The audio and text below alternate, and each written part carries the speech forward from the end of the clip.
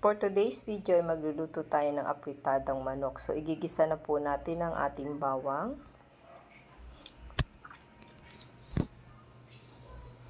Isunod ang sibuyas.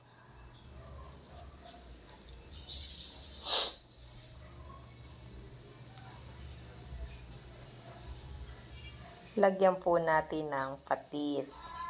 Patis po ang ginamit ko kasi mas masarap po kapag patis. So, ayan, susunod na po natin ang ating karning manok.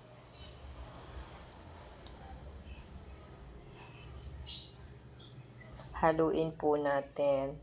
So, technique po namin dito ay sinasangkwat siya po namin ng maayos para matagal po bago masira. Takpan po at occasionally po haluin. So, kapag ganito na po, ay ating ilalagay na yung ating atay ng manok.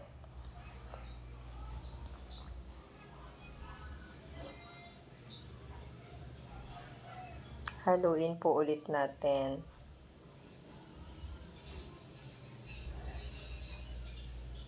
Ayan po, madali lang pong maluto ang atay, kaya inuuna ko po yung manok. So, isunod na rin po natin ang patatas para magsabay-sabay na po siyang maluto.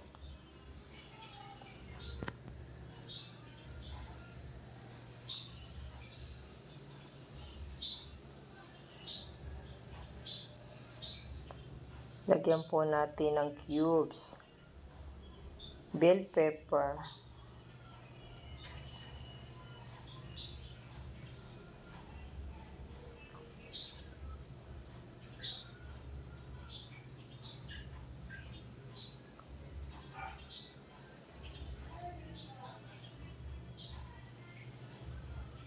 so lalagay na po natin ang ating tomato sauce.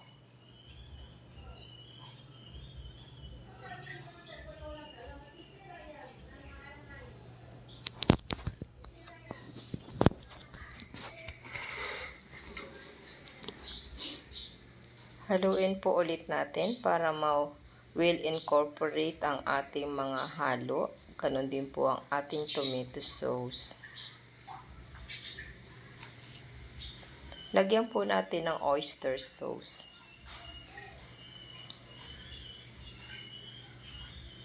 Yan, lutong-luto na po yung ating manok nito. Maya po tingnan na lang natin yung patatas kung malambot na.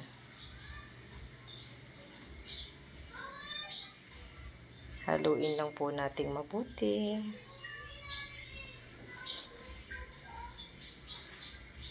After a seconds po, ating haluin ulit. And i-check na po natin ang patatas kung malambot na po. So, ayan po, okay na. Tikman na rin po natin kung panama na ang lasa. Dagdagan po natin ng asin.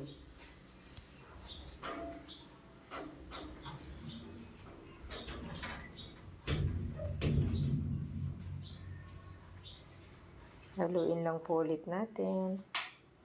So, ayan, okay na po ito. Ayan po. Thanks for watching po. Bye-bye.